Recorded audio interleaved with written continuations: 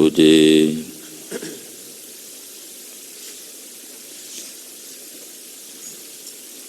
एक ओंकार सतनाम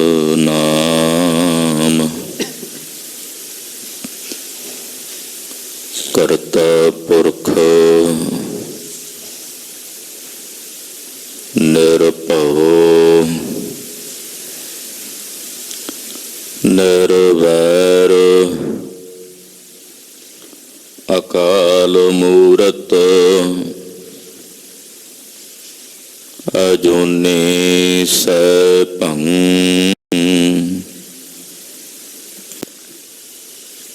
गुर प्रसाद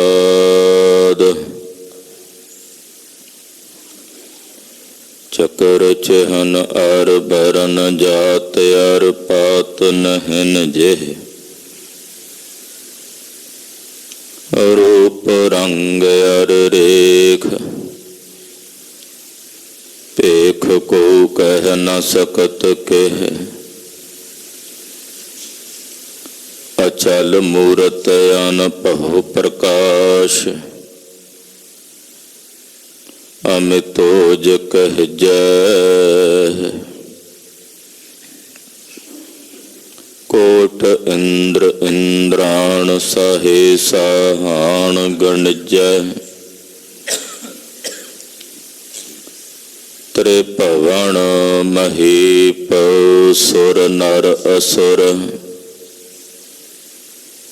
नेत नेत बन तृण कहत तब सर्ब नाम कथय कवन कर्म नाम बरनत सुमत तब सर्ब नाम कथय कवन कर्म नाम बरनत सुमत। देखो भाई ज्ञान की आई आंधी सब उड़ानी भरम की टाटी रह न माया बांधी दुचिते की दोय थून गिरानी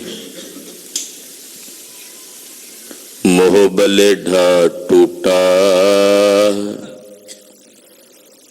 तिसना छान परी तारे ऊपर दुर्मत भांडा फूटा आंधी पाछे जो जल बरख तेह तेरा जन पीना कह कबीर मन भया परगासा उदय पान जब छीना उदय पान जब छीना माधो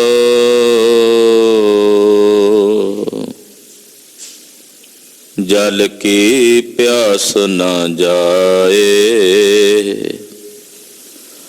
जल मह अगन उठी अद कहाय तू जल निध हो जल का मीना जल में रहो जल बिन खीन तू पिंजर हो सुवटा तोर जम मंजार कहाँ कर मोर तू तरवर हो पंखी आहे मद भागी तेरो दर्शन नाहे तू सतगुर हो नौ तन चेला कह कबीर मिल अंत की बेला। हम अवगुण भरे एक गुण नाही, अमृत छाड़ बिख बिख खाई।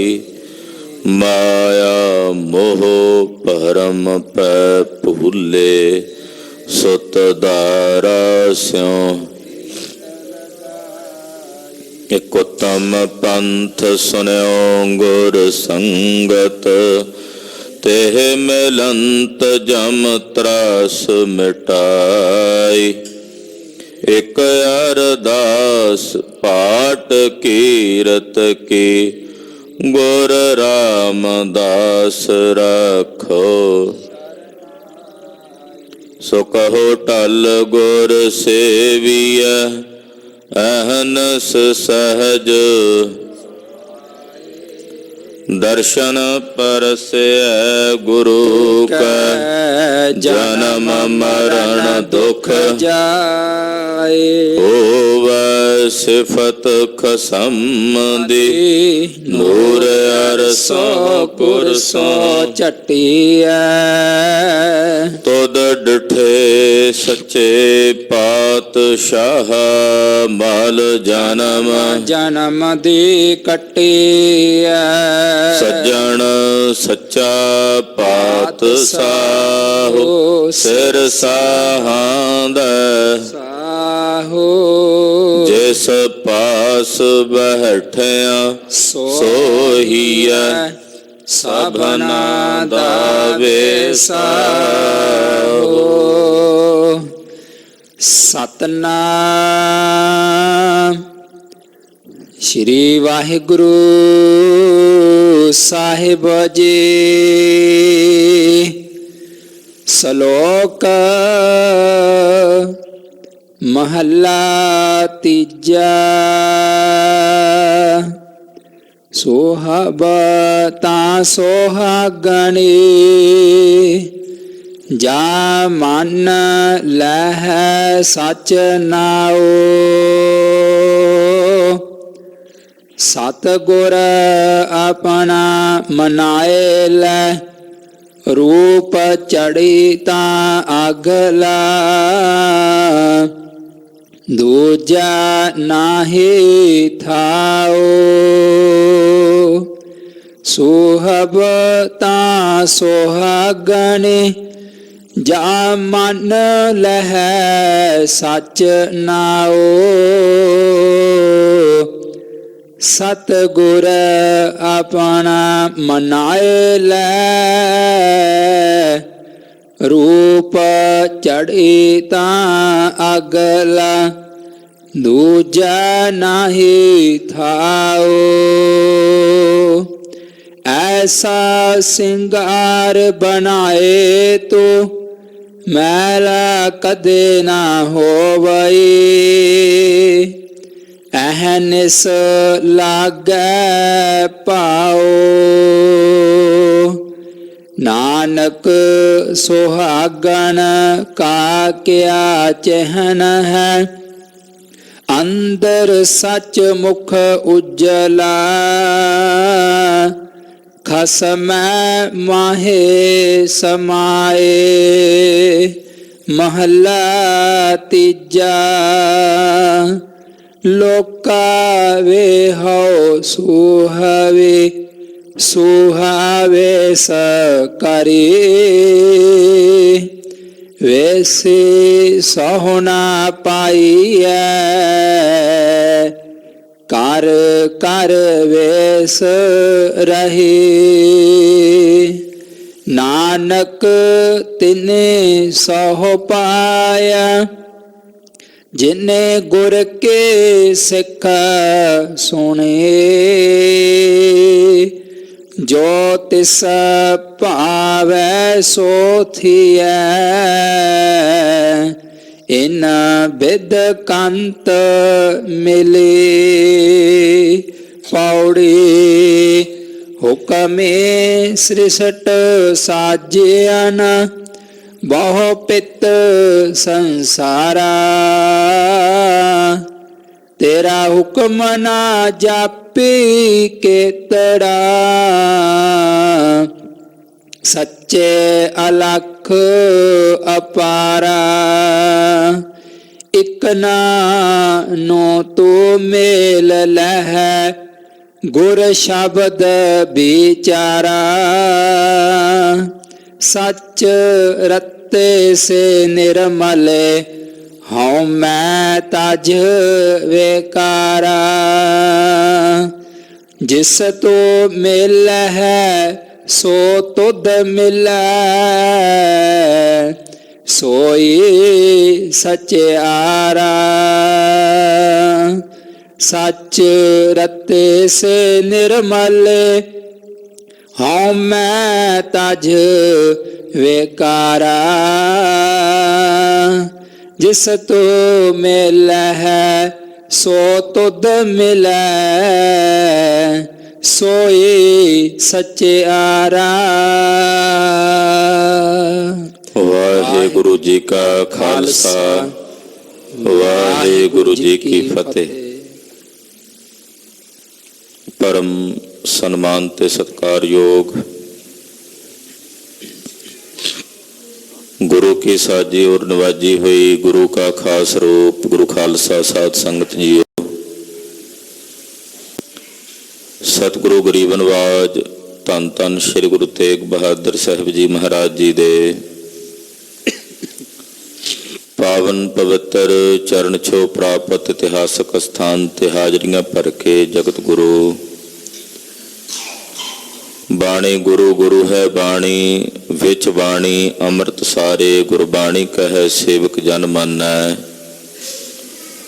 ਪ੍ਰਤੱਖ ਗੁਰੂ ਨਿਸਤਾਰੇ ਸ੍ਰੀ ਗੁਰੂ ਗ੍ਰੰਥ ਸਾਹਿਬ ਜੀ ਮਹਾਰਾਜ ਜੀ ਦੇ ਦਰਸ਼ਨ ਪਰਸਰੇ ਹੋ। ਗੁਰੂ ਪਾਤਸ਼ਾਹ ਦੇ ਚਰਨਾਂ 'ਚ ਜੁੜ ਕੇ ਆਪਣੇ ਜੀਵਨ ਦੀਆਂ ਘੜੀਆਂ ਗੁਰੂ ਲੇਖੇ ਲਾ ਕੇ ਸਫਲਾ ਕਰ ਰਹੇ। ਅੰਮ੍ਰਿਤ ਵੇਲੇ ਸਤਿਗੁਰੂ ਜੀ ਨੇ ਪਵਿੱਤਰ ਸ੍ਰੀ ਮੁਖ ਵਾਕ ਦੀ ਦਾਤ ਬਖਸ਼ਿਸ਼ ਕੀਤੀ ਹੈ। ਸੋਹੀ ਦੀ ਵਾਰ 'ਚੋਂ ਸ੍ਰੀ ਗੁਰੂ ਗ੍ਰੰਥ ਸਾਹਿਬ ਜੀ ਮਹਾਰਾਜ ਜੀ ਦੀਆਂ 22 ਵਾਰਾਂ ਹਨ। ਸ੍ਰੀ ਰਾਗ ਦੀ ਵਾਰ ਤੋਂ ਰਬਤਾ ਹੁੰਦੀ ਹੈ, ਫਿਰ ਮਾਝ ਦੀ ਵਾਰ ਹੈ, ਗੌੜੀ ਦੀਆਂ ਵਾਰਾਂ ਹਨ, ਆਸਾ ਜੀ ਦੀ ਵਾਰ ਹੈ, ਗੋਜਰੀ ਦੀ ਵਾਰ ਹੈ, ਬਿਹਾਗੜੇ ਦੀ, ਬੜਹੰਸ ਦੀ, ਸੋਰਠ ਦੀ, ਜੈਤਸਰੀ ਦੀ ਵਾਰ ਹੈ, ਫਿਰ ਸੋਹੀ ਦੀ ਵਾਰ ਹੈ। ਵਾਰਾਂ ਵਿੱਚ ਸਲੋਕ ਗੁਰੂ ਨਾਨਕ ਸਾਹਿਬ ਦੇ ਵੀ ਹਨ, ਗੁਰੂ ਅੰਗਦ ਦੇਵ ਸਾਹਿਬ ਦੇ ਵੀ ਹਨ, ਗੁਰੂ ਅਮਰਦਾਸ ਸਾਹਿਬ ਦੇ ਵੀ ਹਨ, ਧੰਨ ਗੁਰੂ ਰਾਮਦਾਸ ਜੀ ਮਹਾਰਾਜ ਔਰ ਗੁਰੂ ਅਰਜਨ ਦੇਵ ਸਾਹਿਬ।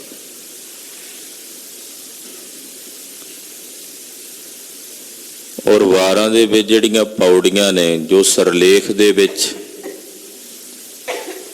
ਜਿਸ ਪਾਤਸ਼ਾਹ ਦਾ ਫਰਮਾਨ ਆਇਆ ਹੈ ਉਹਦੀਆਂ ਪੌੜੀਆਂ ਹੋਣਗੀਆਂ। ਆਸਾ ਜੀ ਦੀ ਵਾਰ ਆਪਾਂ ਪੜ੍ਹਦੇ ਹਾਂ, ਰੋਜ਼ ਕੀਰਤਨ ਸੁਣਦੇ ਹਾਂ। ਉਹਦੇ ਸਰਲੇਖ ਵਿੱਚ ਮਹੱਲਾ ਪਹਿਲਾ ਆਇਆ। ਇਹਦਾ ਮਤਲਬ ਹੈ ਕਿ ਸਾਰੀ ਵਾਰ ਵਿੱਚ ਜਿਤਨੀਆਂ ਵੀ ਪੌੜੀਆਂ ਆਉਣਗੀਆਂ ਉਹ ਪੌੜੀਆਂ ਗੁਰੂ ਨਾਨਕ ਪਾਤਸ਼ਾਹ ਦੀਆਂ ਨੇ। ਸਲੋਕ ਵਿੱਚ ਦੂਸਰੇ ਪਾਤਸ਼ਾਹ ਦੇ ਵੀ ਨੇ। ਇਸੇ ਤਰ੍ਹਾਂ ਅੱਜ ਦੀ ਜੋ ਵਾਰ ਹੈ ਸੋਹੀ ਦੀ ਵਾਰ, ਇਹਦੇ ਸਰਲੇਖ ਵਿੱਚ ਮਹਾਰਾਜ ਜੀ ਨੇ ਮਹੱਲਾ ਤੀਜਾ ਲਿਖਿਆ। ਯਾਨੀ ਕਿ ਇਸ ਸਾਰੀ ਵਾਰ ਵਿੱਚ ਜਿਤਨੇ ਵੀ ਸਲੋਕਾਂ ਦੇ ਨਾਲ ਪੌੜੀਆਂ ਆਉਣਗੀਆਂ ਉਹ ਸਾਰੀਆਂ ਪੌੜੀਆਂ ਮਹਾਰਾਜ ਤੀਸਰੇ ਪਾਤਸ਼ਾਹ ਧੰਨ ਗੁਰੂ ਅਮਰਦਾਸ ਸਾਹਿਬ ਦੀਆਂ ਉਚਾਰਨ ਕੀਤੀਆਂ ਹੋਈਆਂ। ਸਲੋਕ ਵੀ ਨੇ ਤੀਸਰੇ ਪਾਤਸ਼ਾਹ ਦੇ। ਆਓ ਨਿਮਾਣਿਆਂ ਦੇ ਮਾਣ, ਨਿਤਾਣਿਆਂ ਦੇ ਤਾਣ, ਨਿਉਟਿਆਂ ਦੀ ਓਟ, ਨਿਆਸਰਿਆਂ ਦੇ ਆਸਰੇ, ਨਿਗੱਤਿਆਂ ਦੀ ਗੱਤ, ਨਿਤਰਿਆਂ ਦੀ ਧਿਰ, ਨਿਪੱਤਿਆਂ ਦੀ ਪੱਤ, ਨਚੀਜਿਆਂ ਨੂੰ ਚੀਜ਼ ਕਰਨੇ ਹਾਰੇ। ਜਗਤ ਗੁਰੂ ਸ੍ਰੀ ਗੁਰੂ ਅਮਰਦਾਸ ਜੀ ਮਹਾਰਾਜ ਜੀ ਦੇ ਪਵਿੱਤਰ ਚਰਨਾਂ ਵਿੱਚ ਆਪਣੀਆਂ ਸੁਰਤੀਆਂ ਬਿਰਤੀਆਂ ਜੋੜੀਏ। ਗੁਰੂ ਪਾਤਸ਼ਾਹ ਦੇ ਪਵਿੱਤਰ ਚਰਨਾਂ ਵਿੱਚ ਆਪਣੀਆਂ ਹਾਜ਼ਰੀਆਂ ਲਵਾਈਏ। ਰਸਨਾ ਪਵਿੱਤਰ ਕਰਦਿਆਂ ਆਖੀਏ ਜੀ ਸਤਨਾਮ ਸ਼੍ਰੀ ਵਾਹਿਗੁਰੂ ਸਾਹਿਬ ਜੀ। ਸਤਨਾਮ ਸ੍ਰੀ ਸ਼੍ਰੀ ਵਾਹਿਗੁਰੂ ਸਾਹਿਬ ਜੀ। ਸ਼ਲੋਕ ਮਹਲਾ ਤੀਜਾ। ਸੁਹਬ ਤਾਂ ਸੁਹਾਗਣੀ ਜਾ ਮਨ ਲਹੈ ਸਚ ਨਾਉ। ਸੋਹੀ ਰਾਗ ਹੈ ਔਰ ਤੀਸਰੇ ਪਾਤਸ਼ਾਹ ਧੰਨ ਸ੍ਰੀ ਗੁਰੂ ਅਮਰਦਾਸ ਸਾਹਿਬ ਜੀ ਮਹਾਰਾਜ ਜੀ ਦੇ ਪਾਵਨ ਬਚਨ ਨੇ। ਸੋਹੀ ਦੀ ਵਾਰ ਦੇ ਸ਼ਲੋਕ ਤੀਸਰੇ ਪਾਤਸ਼ਾਹ ਉਚਾਰ ਰਹੇ ਨੇ।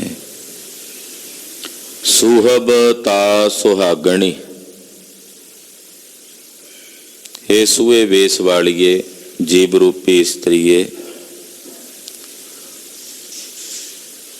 ਤੂੰ ਤਾਂ ਸੁਹਾਗਣ ਹੋਵੇਂਗੀ ਜੇ ਤੂੰ ਪਾਰ ਬ੍ਰਹਮ ਪਰਮੇਸ਼ਰ ਦੇ ਸੱਚੇ ਨਾਮ ਨੂੰ ਆਪਣੇ ਹਿਰਦੇ ਵਿੱਚ ਮੰਨ ਲਵੇਂ। ਤੂੰ ਤਾਂ ਸੁਹਾਗਣ ਹੈ,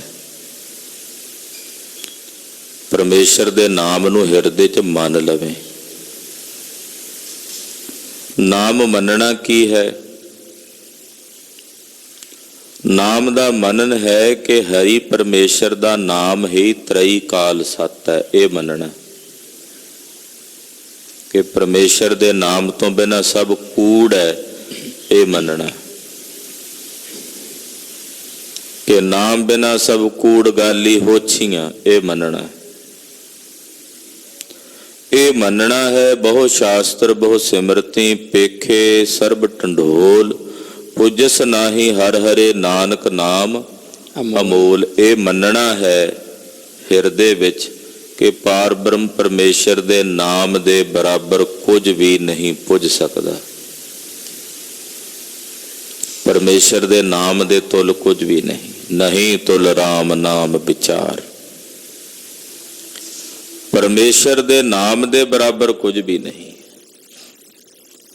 ਮਹਾਰਾਜ ਜੀ ਪਾਤਸ਼ਾਹ ਤੀਸਰੇ ਗੁਰਦੇਵ ਫਰਮਾਉਂਦੇ, ਜਦੋਂ ਤੂੰ ਮੰਨ ਲਵੇਂਗੀ ਆਪਣੇ ਹਿਰਦੇ ਵਿੱਚ ਪਾਰ ਬ੍ਰਹਮ ਪਰਮੇਸ਼ਰ ਦੇ ਅੰਮ੍ਰਿਤ ਨਾਮ ਨੂੰ, ਤਾਂ ਐ ਜੀਵ ਰੂਪੀ ਇਸਤਰੀਏ ਤੂੰ ਸੁਹਾਗਣ ਹੋ ਜਾਵੇਂਗੀ ਸਦੀਵੀ ਕਾਲ ਲਈ, ਸदैवी ਕਾਲ ਲਈ। ਹਾਂਜੀ। ਸਤਿਗੁਰ ਆਪਣਾ ਮਨਾਏ ਲੈ, ਰੂਪ ਚੜੀ ਤਾਂ ਅਗਲਾ ਦੂਜਾ ਨਾਹੀ ਥਾਓ। ਆਪਣੇ ਸਤਿਗੁਰਾਂ ਨੂੰ ਮਨਾ ਲੈ, ਆਪਣੇ ਸਤਿਗੁਰੂ ਜੀ ਨੂੰ ਮਨਾ ਲੈ। ਗੁਰੂ ਨੂੰ ਮਨਾਉਣਾ।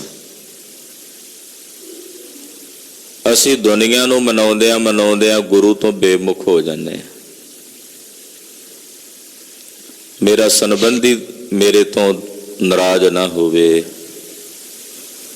ਮੇਰਾ ਫਲਾਣਾ ਰਿਸ਼ਤੇਦਾਰ ਮੇਰੇ ਤੋਂ ਰੁੱਸ ਨਾ ਜਾਏ, ਅਮਕਾ ਨਾ ਰੁੱਸ ਜੇ, ਉਹਦੇ ਵਾਸਤੇ ਗੁਰੂ ਤੋਂ ਪਿੱਠ ਫੇਰ ਲੈਨੇ ਆ। ਹਾਲਾਂਕਿ ਚਾਹੀਦਾ ਕੀ ਹੈ ਕਿ ਮੈਂ ਆਪਣੇ ਗੁਰੂ ਨੂੰ ਮਨਾਉਣਾ, ਮੇਰਾ ਗੁਰੂ ਮੇਰੇ ਤੋਂ ਨਾ ਕਿਤੇ ਮੂੰਹ ਫੇਰ ਲਵੇ। ਆਪਣੇ ਸਤਿਗੁਰਾਂ ਨੂੰ ਮਨਾਉਣਾ। ਪਾਤਸ਼ਾਹ ਕਹਿੰਦੇ, ਜੇ ਤੂੰ ਆਪਣੇ ਸਤਿਗੁਰਾਂ ਨੂੰ ਮਨਾ ਲਵੇਂ, ਗੁਰੂ ਸਾਹਿਬ ਨੂੰ ਮਨਾ ਲਵੇਂ, ਜਿਵੇਂ ਭਾਈ ਮੰਝ ਨੇ ਮਨਾਇਆ। ਭਾਈ ਮੰਝ ਦੀ ਕਾਲਣਾ, ਭਾਈ ਮੰਝ ਦੀ ਮਸ਼ੱਕਤ ਜਦੋਂ ਸੁਣਦੇ ਹਾਂ, ਪੜ੍ਹਦੇ ਹਾਂ, ਉਹ ਕਿਸ ਲਈ ਹੈ? ਵੀ ਮੇਰਾ ਗੁਰੂ ਮੰਨ ਜਾਏ, ਮੇਰਾ ਗੁਰੂ ਮੇਰੇ ਤੇ ਤਰੁੱਠ ਜਾਏ, ਮੇਰਾ ਗੁਰੂ ਮੇਰੇ ਤੇ ਰਹਿਮਤ ਦੇ ਘਰ ਵਿੱਚ ਆ ਜਾਏ। ਧਮਤਾਨ ਸਾਹਿਬ ਦੀ ਧਰਤੀ ਤੇ ਧੰਨ ਗੁਰੂ ਤੇਗ ਬਹਾਦਰ ਸਾਹਿਬ ਦੇ ਚਰਨਾਂ ਵਿੱਚ ਭਾਈ ਮੀਆਂ ਦਿਨ ਰਾਤ ਸੇਵਾ ਟਹਿਲ ਕਰਦੇ। ਕਿਸ ਲਈ ਕਰਦੇ? ਮੇਰੇ ਨੌਵੇਂ ਪਾਤਸ਼ਾਹ ਜੀ ਨੂੰ ਮੈਂ ਮਨਾਉਣਾ, ਉਹ ਮੇਰੇ ਤੇ ਰੀਝ ਪੈਣ, ਪ੍ਰਸੰਨ ਹੋ ਜਾਣ। ਤੇ ਜਦੋਂ ਸਾਹਿਬ ਪ੍ਰਸੰਨ ਹੁੰਦੇ ਆ, ਪ੍ਰਸੰਨ ਹੋ ਕੇ ਦੱਖਣੀ ਬੈਲ, ਨਗਾਰਾ ਔਰ ਭਾਈ ਮੀਹਾਂ ਸਾਹਿਬ ਦਾ ਖਿਤਾਬ ਦੇ ਕੇ ਗੁਰਦੇਵ ਨੌਵੇਂ ਪਾਤਸ਼ਾਹ ਉਹਨੂੰ ਨਿਵਾਜਦੇ। ਸਤਿਗੁਰਾਂ ਨੂੰ ਮਨਾਉਣਾ ਸਿੱਖ ਨੇ, ਗੁਰੂ ਨੂੰ ਮਨਾਉਣਾ। ਮੇਰਾ ਰੁੱਸੇ ਨਾ ਕਲਗੀਆਂ ਵਾਲਾ, ਜਗ ਭਾਵੇਂ ਸਾਰਾ ਰੁੱਸ ਜਾਏ। ਇਹ ਪੜ੍ਹਦੇ ਆ ਨਾ ਕਈ। ਔਰ ਇਹ ਭਾਵਨਾ ਹੋਣੀ ਚਾਹੀਦੀ ਹੈ ਸਿੱਖ ਦੀ। ਪਾਤਸ਼ਾਹ ਕਹਿੰਦੇ ਭਾਈ ਆਪਣੇ ਸਤਿਗੁਰਾਂ ਨੂੰ ਮਨਾ ਲੈ, ਸਤਿਗੁਰੇ ਆਪਣਾ ਮਨਾਏ ਲੈ। ਜਦੋਂ ਆਪਣੇ ਸਤਿਗੁਰਾਂ ਨੂੰ ਮਨਾਵੇਂਗਾ ਤਾਂ ਰੂਪ ਚੜੀ ਤਾਂ ਅਗਲਾ, ਅਗਲਾ ਦਾ ਮਤਲਬ ਹੁੰਦਾ ਬਹੁਤ ਜ਼ਿਆਦਾ, ਤੇਰੇ ਤੇ ਸਫਾਈ ਰੂਪੀ ਰੂਪ ਚੜੇਗਾ। ਸਫਾਈ ਰੂਪੀ ਰੂਪ ਦਾ ਮਤਲਬ ਹੁੰਦਾ ਤੂੰ ਸ਼ੁੱਧ ਹੋ ਜਾਏਗਾ, ਤੇਰੇ ਤੇ ਪਰਮੇਸ਼ਰ ਦੇ ਨਾਮ ਦੇ ਰੰਗ ਦਾ ਜਿਹੜਾ ਸੋਹਣਾ ਰੂਪ ਹੈ ਉਹ ਚੜੇਗਾ ਬਹੁਤ ਜ਼ਿਆਦਾ। ਤੇ ਇੱਕ ਗੱਲ ਯਾਦ ਰੱਖੀ, ਗੁਰੂ ਤੋਂ ਬਿਨਾਂ ਅੱਗੇ ਹੋਰ ਕੋਈ ਦੂਜੀ ਥਾਂ ਨਹੀਂ ਹੈ। ਅਗਲਾ ਗੁਰੂ ਤੋਂ ਬਿਨਾਂ ਦੂਜਾ ਨਹੀਂ ਥਾਂ, ਕੋਈ ਦੂਜੀ ਥਾਂ ਨਹੀਂ ਜਿੱਥੇ ਤੈਨੂੰ ਟੇਕ ਮਿਲ ਸਕੇ, ਜਿੱਥੇ ਤੈਨੂੰ ਆਸਰਾ ਮਿਲ ਸਕੇ। ਐਸਾ ਸਿੰਗਾਰ ਬਣਾਏ ਤੂੰ ਮੈਲਾ ਕਦੇ ਨਾ ਹੋਵਈ, ਐਹਨਸ ਲਾਗੈ ਪਾਓ। ਮਹਾਰਾਜ ਜੀ ਕਹਿੰਦੇ ਜੇ ਤੂੰ ਐਸਾ ਸ਼ਿੰਗਾਰ ਬਣਾ ਲਵੇਂ ਤਾਂ ਇਹ ਸ਼ਿੰਗਾਰ ਐਸਾ ਜਿਹੜਾ ਕਦੇ ਮੈਲਾ ਨਹੀਂ ਹੁੰਦਾ। ਦੁਨੀਆ ਦਾ ਕੋਈ ਵੀ ਸ਼ਿੰਗਾਰ ਅਸੀਂ ਕਰ ਲਈਏ ਆਪਣੇ ਸਰੀਰ ਨੂੰ ਸ਼ਿੰਗਾਰਨ ਲਈ, ਉਹ ਸ਼ਿੰਗਾਰ ਕੁਝ ਸਮੇਂ ਬਾਅਦ ਫਿੱਕਾ ਥੋਤਾ ਪੈ ਜਾਂਦਾ, ਉਹ ਸ਼ਿੰਗਾਰ ਬਦਰੰਗ ਹੋ ਜਾਂਦਾ, ਮੈਲਾ ਹੋ ਜਾਂਦਾ। ਕਿਸੇ ਵੀ ਤਰ੍ਹਾਂ ਦਾ ਕੋਈ ਸ਼ਿੰਗਾਰ ਹੋਵੇ ਉਹ ਸदैवी ਤਾਂ ਨਹੀਂ ਹੁੰਦਾ, ਮਲਨ ਹੋ ਜਾਂਦਾ ਨਾ, ਵੇਖਦਿਆਂ ਵੇਖਦਿਆਂ ਮਲਨ ਹੋ ਜਾਂਦਾ। ਤੋ ਅਕਾਲ ਪੁਰਖ ਵਾਹਿਗੁਰੂ ਪਰਮੇਸ਼ਰ ਨੂੰ ਮਿਲਣ ਵਾਸਤੇ ਜਿਹੜਾ ਤੂੰ ਸ਼ਿੰਗਾਰ ਬਣਾਉਣਾ ਹੈ, ਪੈਕੀਆਂ ਦੇ ਸਲਾਈਆਂ ਨੈਣੀ ਭਾਵ ਕਾ ਕਰ ਸ਼ਿੰਗਾਰੋ, ਇਹ ਸ਼ਿੰਗਾਰ ਐਸਾ ਜਿਹੜਾ ਕਦੇ ਮੈਲਾ ਨਹੀਂ ਹੁੰਦਾ। ਜੇ ਤੂੰ ਇਹੋ ਜਿਹਾ ਸ਼ਿੰਗਾਰ ਬਣਾ ਲਵੇਂ ਤੇ ਕਦੇ ਮੈਲਾ ਨਹੀਂ ਹੁੰਦਾ। ਅਹਨਿਸ ਲਾਗੈ ਭਾਉ ਕੇ ਰਾਤ ਦਿਨ ਅਠੇ ਪਹਿਰ ਨਿਰੰਤਰ ਤੇਰਾ ਉਸ ਵਾਹਿਗੁਰੂ ਪਾਰ ਬ੍ਰਹਮ ਪਰਮੇਸ਼ਰ ਨਾਲ ਪ੍ਰੇਮ ਲੱਗਾ ਰਹੇ, ਪ੍ਰੇਮ ਬਣਿਆ ਰਹੇ। ਇਹੋ ਜਿਹਾ ਸ਼ਿੰਗਾਰ ਬਣਾ, ਐਸਾ ਸ਼ਿੰਗਾਰ ਕਰ ਕਿ ਰਾਤ ਦਿਨ ਅਠੇ ਪਹਿਰ ਅਕਾਲ ਪੁਰਖ ਵਾਹਿਗੁਰੂ ਪਰਮੇਸ਼ਰ ਨਾਲ ਤੇਰਾ ਪ੍ਰੇਮ ਬਣਿਆ ਰਹੇ। ਨਾਨਕ ਸੁਹਾਗਨ ਕਾ ਕਿਆ ਚਹਿਨ ਹੈ, ਅੰਦਰ ਸੱਚ ਮੁਖ ਉਜਲਾ ਘਸਮੈ ਮਾਹੇ ਸਮਾਏ। ਧੰਨ ਸ੍ਰੀ ਗੁਰੂ ਅਮਰਦਾਸ ਜੀ ਮਹਾਰਾਜ ਤੀਸਰੇ ਪਾਤਸ਼ਾਹ ਫਰਮਾਉਂਦੇ, ਸੁਹਾਗਣ ਕਾ ਕਿਆ ਚਿਹਨ ਹੈ। ਸੁਹਾਗਣਾ ਦੀਆਂ ਕੀ ਨਿਸ਼ਾਨੀਆਂ ਨੇ? ਸੁਹਾਗਣ ਦਾ ਇੱਥੇ ਅਰਥ ਕਰਾਂਗੇ ਪਰਮੇਸ਼ਰ ਨੂੰ ਮਿਲੇ ਹੋਏ ਰੱਬ ਦੇ ਪਿਆਰੇ। ਪਰਮੇਸ਼ਰ ਨੂੰ ਮਿਲੇ ਹੋਏ ਰੱਬ ਦੇ ਪਿਆਰਿਆਂ ਦੀਆਂ ਕੀ ਨਿਸ਼ਾਨੀਆਂ ਨੇ? ਕਹਿੰਦੇ ਉਹਨਾਂ ਦੀਆਂ ਨਿਸ਼ਾਨੀਆਂ ਇਹ ਨੇ ਕਿ ਉਹਨਾਂ ਦੇ ਹਿਰਦੇ ਵਿੱਚ ਸੱਚ ਹੈ, ਅੰਦਰ ਸੱਚ, ਉਹਨਾਂ ਦੇ ਹਿਰਦੇ 'ਚ ਸੱਚ ਹੈ। ਮੁਖ ਉਜਲਾ, ਉਹਨਾਂ ਦਾ ਮੁਖ ਉਜਵਲ ਹੈ, ਜੋ ਆਵੇ ਉਹਨਾਂ ਤੇ ਉਹ ਖੁਸ਼ੀ ਖੁਸ਼ੀ ਉਹਨੂੰ ਮਹਿਸੂਸ ਕਰਦੇ, ਖੁਸ਼ੀ ਖੁਸ਼ੀ ਉਹਦੇ ਵਿੱਚ ਵਰਤਦੇ। ਜਿਹੋ ਜਿਹਾ ਵੀ ਸਮਾਂ ਬਣੇ, ਜਿਹੋ ਜਿਹੀ ਵੀ ਖੇਡ ਬਣੇ, ਉਹਦੇ ਵਿੱਚ ਇੱਕ ਸਮਾਨ ਬਿਰਤੀ ਰੱਖਦੇ ਨੇ। ਇਹੋ ਜਿਹਾ ਮੁਖ ਉਜਵਲ ਪਰਮੇਸ਼ਰ ਦੇ ਹੁਕਮ ਨੂੰ ਖਿੜੇ ਮੱਥੇ ਪ੍ਰਵਾਨ ਕਰਦੇ, ਖਸਮੈ ਮਾਹੇ ਸਮਾਏ। ਔਰ ਉਸ ਖਸਮ ਵਿੱਚ ਅਕਾਲ ਪੁਰਖ ਪਰਮੇਸ਼ਰ 'ਚ ਸਮਾਏ ਰਹਿੰਦੇ ਨੇ। ਇਹ ਪਰਮੇਸ਼ਰ ਦੇ ਪਿਆਰਿਆਂ ਦੀਆਂ ਨਿਸ਼ਾਨੀਆਂ ਹਨ। ਮਹੱਲਾ ਤੀਜਾ। ਲੋਕਾ ਵੇ ਹਉ ਸੁਹਾਵੇ, ਸੁਹਾਵੇ ਸਕਰੀ। ਤੀਸਰੇ ਪਾਤਸ਼ਾਹ ਕਹਿੰਦੇ ਦੁਨਿਆਵੀ ਲੋਕਾਂ ਨੇ ਕਾਮਨਾ ਧਾਰਨ ਕਰਕੇ ਕੀਤੇ ਗਏ ਕਰਮਾਂ ਦਾ ਸੂਹਾ ਵੇਸ ਕੀਤਾ ਹੋਇਆ, ਜਿਹਨੂੰ ਸਕਾਮ ਕਰਮਾਂ ਦਾ ਸੂਹਾ ਵੇਸ ਕਹਿੰਦੇ ਆਪਾਂ। ਮਹਾਰਾਜ ਜੀ ਕਹਿੰਦੇ ਬੜੀ ਲੋਕਾਈ ਹੈ ਜਿਨ੍ਹਾਂ ਨੇ ਸੂਹਾ ਵੇਸ ਇਹੋ ਜਿਹਾ ਧਾਰਨ ਕੀਤਾ ਹੈ, ਕਾਮਨਾ ਸਹਿਤ ਕਰਮ ਕਰਦੇ ਹਨ। ਵੇਸੇ ਸਹੁਣਾ ਪਾਈਐ, ਕਰ ਕਰ ਵੇਸ ਰਹੀ। ਕਾਮਨਾ ਸਹਿਤ ਕੀਤੇ ਗਏ ਕਰਮਾਂ ਦੇ ਵੇਸ ਨਾਲ ਮਹਾਰਾਜ ਜੀ ਕਹਿੰਦੇ ਪਾਰ ਬ੍ਰਹਮ ਪਰਮੇਸ਼ਰ ਦੇ ਸਵਰੂਪ ਦੀ ਪ੍ਰਾਪਤੀ ਨਹੀਂ ਹੁੰਦੀ, ਕਿਉਂਕਿ ਇਹੋ ਜਿਹਾ ਵੇਸ ਕਰ ਕਰਕੇ ਬੜੀ ਲੁਕਾਈ ਰਹਿ ਗਈ ਹੈ। ਪਰ ਉਹਨਾਂ ਨੂੰ ਪਾਰ ਬ੍ਰਹਮ ਪਰਮੇਸ਼ਰ ਦੇ ਸਰੂਪ ਦੀ ਪ੍ਰਾਪਤੀ ਨਹੀਂ ਹੋ ਸਕੀ। ਉਹ ਅਕਾਲ ਪੁਰਖ ਦੇ ਸਵਰੂਪ ਨੂੰ ਪ੍ਰਾਪਤ ਨਹੀਂ ਕਰ ਸਕੇ। ਨਾਨਕ ਤਿਨੀ ਸਹੁ ਪਾਇਆ, ਜਿਨੇ ਗੁਰ ਕੇ ਸਿੱਖ ਸੁਣੇ। ਧੰਨ ਸ੍ਰੀ ਗੁਰੂ ਅਮਰਦਾਸ ਜੀ ਮਹਾਰਾਜ ਜੀ ਫਰਮਾਉਂਦੇ, ਤਿਨੀ ਸਹੋ ਪਾਇਆ। ਤਿਨਾਂ ਨੇ ਹੀ ਉਸ ਸਹੋ ਅਕਾਲ ਪੁਰਖ ਪਰਮੇਸ਼ਰ ਦੇ ਸਰੂਪ ਦੀ ਪ੍ਰਾਪਤੀ ਕੀਤੀ ਹੈ, ਜਿਨੀ ਗੁਰ ਕੀ ਸਿੱਖ ਸੁਣੀ, ਜਿਨ੍ਹਾਂ ਨੇ ਗੁਰੂ ਦੀ ਸਿੱਖਿਆ ਨੂੰ ਸੁਣਿਆ। ਜਿਨ੍ਹਾਂ ਨੇ ਗੁਰੂ ਕੀ ਸਿੱਖਿਆ ਨੂੰ ਸੁਣਿਆ, ਤਿਨਾਂ ਨੇ ਹੀ ਉਸ ਸਹੋ ਅਕਾਲ ਪੁਰਖ ਪਰਮੇਸ਼ਰ ਦੇ ਸਰੂਪ ਦੀ ਪ੍ਰਾਪਤੀ ਕੀਤੀ ਹੈ। ਜੋ ਤਿਸ ਭਾਵੈ ਸੋ ਥੀਐ, ਇਨਾ ਵਿਦ ਕੰਤ ਮਿਲੇ। ਜੋ ਤਿਸ ਅਕਾਲ ਪੁਰਖ ਪਰਮੇਸ਼ਰ ਨੂੰ ਭਾਉਂਦਾ ਉਹੀ ਹੁੰਦਾ। ਜੇ ਇਹ ਗੱਲ ਸਮਝ ਆ ਜਾਏ ਕਿਸੇ ਮਨੁੱਖ ਨੂੰ ਤਾਂ ਮਹਾਰਾਜ ਜੀ ਕਹਿੰਦੇ ਫਿਰ ਇਸ ਪ੍ਰਕਾਰ ਨਾਲ ਉਹ ਮਨੁੱਖ ਉਸ ਕੰਤਪਤੀ ਪਰਮਾਤਮਾ ਨਾਲ ਮਿਲ ਜਾਂਦਾ ਹੈ, ਅਭੇਦ ਹੋ ਜਾਂਦਾ। ਜਿਹੜਾ ਪਰਮੇਸ਼ਰ ਦੀ ਰਜ਼ਾ ਵਿੱਚ ਰਾਜੀ ਰਹਿਣਾ ਸਿੱਖ ਲੈਂਦਾ, ਉਹ ਪਰਮੇਸ਼ਰ ਵਿੱਚ ਜਾ ਕੇ ਅਭੇਦ ਹੁੰਦਾ ਹੈ।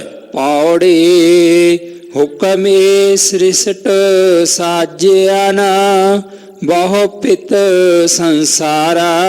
ਤੀਸਰੇ ਪਾਤਸ਼ਾਹ ਜੀ ਮਹਾਰਾਜ ਜੀ ਫਰਮਾਉਂਦੇ ਨੇ ਪੌੜੀ ਵਿੱਚ ਕਿ ਹੁਕਮੀ ਵਾਹਿਗੁਰੂ ਪਾਰ ਬ੍ਰਹਮ ਪਰਮੇਸ਼ਰ ਨੇ ਆਪਣੇ ਹੁਕਮ ਨਾਲ ਇਸ ਸ੍ਰਿਸ਼ਟੀ ਦੀ ਸਾਜਨਾ ਕੀਤੀ ਹੈ। ਹੁਕਮੀ ਸ੍ਰਿਸ਼ਟ ਸਾਜੀਅਨ, ਹੁਕਮੀ ਵਾਹਿਗੁਰੂ ਅਕਾਲ ਪੁਰਖ ਪਰਮੇਸ਼ਰ ਨੇ ਆਪਣੇ ਹੁਕਮ ਨਾਲ ਸ੍ਰਿਸ਼ਟੀ ਦੀ ਸਾਜਨਾ ਕੀਤੀ। ਜਦੋਂ ਨੇ ਆਖਿਆ ਹੋ ਜਾ, ਤਾਂ ਇਹ ਸਾਰੀ ਸ੍ਰਿਸ਼ਟੀ ਹੋ ਗਈ, ਬਣ ਗਈ। ਬਹੁ ਭੇਤ ਸੰਸਾਰਾ, ਤੇ ਸਾਰੀ ਸ੍ਰਿਸ਼ਟੀ ਦੀ ਸਾਜਨਾ ਕਰਕੇ ਪਰਮੇਸ਼ਰ ਨੇ ਬਹੁ ਪ੍ਰਕਾਰ ਨਾਲ ਅਨੇਕ ਪ੍ਰਕਾਰ ਦੀ ਰੋਜੀ ਰੋਟੀ ਦੇ ਕੇ ਸੰਸਾਰ ਦੇ ਸਾਰੇ ਜੀਵਾਂ ਦੀ ਪਾਲਣਾ ਕੀਤੀ ਔਰ ਕਰ ਰਿਹਾ। ਬਹੁ ਪ੍ਰਕਾਰ ਨਾਲ ਸਾਰੇ ਸੰਸਾਰ ਦੇ ਜੀਵਾਂ ਨੂੰ ਪਾਲ ਰਿਹਾ। ਹਰ ਇੱਕ ਦੀ ਰੋਜੀ ਰੋਟੀ ਵੱਖੋ ਵੱਖਰੇ ਤਰੀਕੇ ਨਾਲ ਪੈਦਾ ਹੁੰਦੀ। ਜਿਤਨੇ ਸੰਸਾਰ ਦੇ ਜੀਵ ਨੇ ਸਭ ਦੀ ਖੁਰਾਕ ਵੱਖੋ ਵੱਖਰੀ ਹੈ। 84 ਲੱਖ ਜੂਨੀਆਂ। ਪਾਰ ਬ੍ਰਹਮ ਪਰਮੇਸ਼ਰ ਉਹਨਾਂ ਸਾਰਿਆਂ ਦੀ ਪਾਲਣਾ ਕਰਨ ਵਾਲਾ ਹੈ। ਤੇਰਾ ਹੁਕਮ ਨਾ ਜਾਪੇ ਕੇ ਤੜਾ, ਸੱਚੇ ਅਲਖ ਅਪਾਰਾ। ਇਹ ਸੱਚੇ ਹੈ ਨਾ ਲਖੇ ਜਾਣ ਵਾਲੇ ਅਲਖ ਪਾਰਾਵਾਰ ਤੋਂ ਰਹਿਤ ਰੱਬ ਜੀ। ਮਹਾਰਾਜ ਜੀ ਤੁਹਾਡਾ ਹੁਕਮ ਕਿਤਨਾ ਵਿਸ਼ਾਲ ਹੈ ਉਹ ਨਹੀਂ ਜਾਣਿਆ ਜਾਂਦਾ। ਜਿਸ ਦੇ ਇਤਨੇ ਕਹਿਣ ਨਾਲ ਹੀ ਇਹ ਸਾਰਾ ਬ੍ਰਹਿਮੰਡ ਰਚਿਆ ਗਿਆ, ਹੋ ਜਾ, ਉਹਦੇ ਹੁਕਮ ਨੂੰ ਕਿਵੇਂ ਜਾਣਾਂਗੇ ਵੀ ਕਿਤਨਾ ਵਿਸਥਾਰ ਹੈ? ਕਿ ਉਹਦੇ ਹੁਕਮ ਵਿੱਚ ਹੋਣ ਵਾਲੀ ਇਹ ਸਾਰੀ ਸ੍ਰਿਸ਼ਟੀ ਦਾ ਅੰਤ ਨਹੀਂ ਹੈ, ਸਾਰੇ ਪਸਾਰੇ ਦਾ ਅੰਤ ਨਹੀਂ ਹੈ, ਤਾਂ ਉਸ ਹੁਕਮੀ ਦੇ ਹੁਕਮ ਦਾ ਵਿਸਥਾਰ ਕਿਵੇਂ ਜਾਣਾਂਗੇ? ਮਹਾਰਾਜ ਤੇਰਾ ਹੁਕਮ ਨਹੀਂ ਜਾਣਿਆ ਜਾਂਦਾ ਕਿ ਉਹ ਕਿਤਨਾ ਵੱਡਾ ਤੇ ਵਿਸ਼ਾਲ ਹੈ। ਇਕ ਨਾ ਨੋ ਤੋ ਮੇਲ ਲਹੈ, ਗੁਰ ਸ਼ਬਦ ਵਿਚਾਰਾ। ਇੱਕ ਨਾ ਤੇ ਤੁਸੀਂ ਤਰਸ ਕਰਕੇ ਦਇਆ ਕਰਕੇ ਆਪਣੇ ਨਾਲ ਮੇਲ ਲੈਂਦੇ ਹੋ ਗੁਰੂ ਕੇ ਸ਼ਬਦ ਦੀ ਵਿਚਾਰ ਦੇ ਕੇ। ਗੁਰੂ ਕੇ ਸ਼ਬਦ ਦੀ ਵਿਚਾਰ ਦੇ ਕੇ ਇੱਕ ਨਾ ਜੀਆਂ ਤੇ ਤਰਸ ਕਰਕੇ, ਹੇ ਵਿਧਾਤਾ ਜੀ, ਹੇ ਵਾਹਿਗੁਰੂ ਜੀ, ਤੁਸੀਂ ਜੀਆਂ ਨੂੰ ਆਪਣੇ ਨਾਲ ਮੇਲ ਲੈਂਦੇ ਹੋ। ਸੱਚ ਰਤੇ ਸੇ ਨਿਰਮਲੇ, ਹਉਮੈ ਤਜ ਵਿਕਾਰਾ। ਮਹਾਰਾਜ ਜੀ ਜਿਹੜੇ ਤੁਹਾਡੇ ਸੱਚੇ ਰੰਗ ਵਿੱਚ ਰੰਗੇ ਗਏ ਉਹ ਨਿਰਮਲ ਹੋ ਗਏ। ਸੱਚ ਰਤੇ ਸੇ ਨਿਰਮਲੇ, ਜਿਹੜੇ ਸੱਚ ਵਿੱਚ ਰੰਗੇ ਗਏ ਉਹ ਤਾਂ ਨਿਰਮਲ ਹੋ ਗਏ, ਪਵਿੱਤਰ ਹੋ ਗਏ। ਹਉਮੈ ਤਜ ਵਿਕਾਰਾ, ਤਿਨਾਂ ਨੇ ਆਪਣੇ ਹਿਰਦੇ ਚੋਂ ਹਉਮੈ ਦਾ ਵਿਕਾਰ ਛੱਡ ਦਿੱਤਾ ਹੈ, ਹਉਮੈ ਦੇ ਵਿਕਾਰ ਦਾ ਤਿਆਗ ਕਰ ਦਿੱਤਾ ਹੈ। ਜਿਸ ਤੋ ਮਿਲ ਹੈ ਸੋ ਤੁਧ ਮਿਲੈ, ਸੋਈ ਸਚਿਆਰਾ। ਮਹਾਰਾਜ ਜੀ ਜਿਨ੍ਹਾਂ ਨੂੰ ਤੁਸੀਂ ਆਪਣੇ ਨਾਲ ਮੇਲਦੇ ਹੋ ਉਹੀ ਤੁਹਾਨੂੰ ਜਾ ਕੇ ਮਿਲਦੇ ਨੇ, ਉਹੀ ਸਚਿਆਰ ਨੇ। ਜਿਨ੍ਹਾਂ ਤੇ ਤਰਸ ਕਰਕੇ ਦਇਆ ਕਰਕੇ ਮਹਾਰਾਜ ਜਿਨ੍ਹਾਂ ਨੂੰ ਤੁਸੀਂ ਆਪਣੇ ਨਾਲ ਮੇਲ ਲੈਂਦੇ ਹੋ ਤੁਹਾਨੂੰ ਜਾ ਕੇ ਮਿਲਦੇ ਨੇ ਔਰ ਉਹ ਸਚਿਆਰ ਹਨ। ਤੇ ਸਚਿਆਰ ਹੀ ਮੇਰੇ ਸਾਹਿਬ ਦੇ ਪਾਸ ਬਹਿੰਦੇ ਐ, ਸਚਿਆਰ ਹੀ ਸਤਿਗੁਰੂ ਸੱਚੇ ਪਾਤਸ਼ਾਹ ਆਪਣੇ ਖਜ਼ਾਨੇ 'ਚ ਪਾਉਂਦੇ ਐ ਸਚਿਆਰਾਂ ਨੂੰ। ਔਰ ਜਿਹੜੇ ਕੂੜਿਆਰ ਹਨ, ਝੂਠੇ ਹਨ, ਉਹ ਨਿਰੰਕਾਰ ਵਾਹਿਗੁਰੂ ਪਰਮੇਸ਼ਰ ਦੀ ਦਰਗਾਹ ਵਿੱਚੋਂ ਜਨਮ ਮਰਨ ਦੇ ਚੱਕਰਾਂ ਵਿੱਚ ਸੁੱਟ ਦਿੱਤੇ ਜਾਂਦੇ ਹਨ।